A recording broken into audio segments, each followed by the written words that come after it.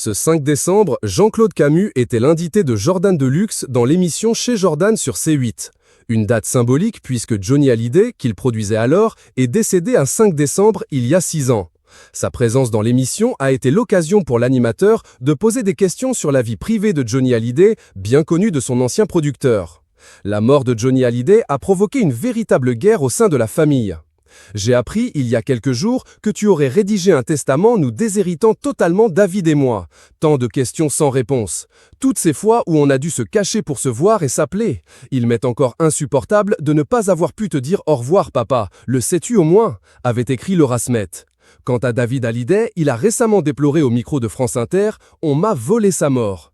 Selon les deux aînés du taulier, Laetitia Hallyday les aurait empêchés de voir leur père avant son décès. Jean-Claude Camus a alors essayé de remettre les choses au clair. C'est plutôt le rocker lui-même qui n'aurait pas voulu voir ses enfants alors qu'il était affaibli. Je vais vous dire, le jeudi où David est venu avec Laetitia, Johnny est mort dans la nuit de jeudi à vendredi, NDR, c'est Johnny qui a piqué une crise. Il a ensuite confirmé que les rapports entre David Hallyday et son ancienne belle-mère n'étaient toujours pas au beau fixe. Pour la mémoire de Johnny, je le dis à David, tout le monde devrait faire table rase puisque maintenant il n'y a pas d'héritage, il y a des dettes. Ce serait bien que tout le monde se raccorde, a-t-il demandé.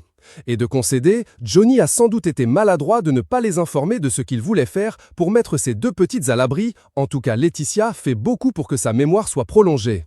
Jean-Claude Camus a également évoqué les derniers échanges qu'il a eus avec Johnny Hallyday, dont il était très proche, lors d'un dîner. Il ne se levait plus.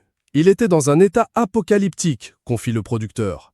Je suis persuadé qu'il ne s'est jamais vu partir, affirme-t-il.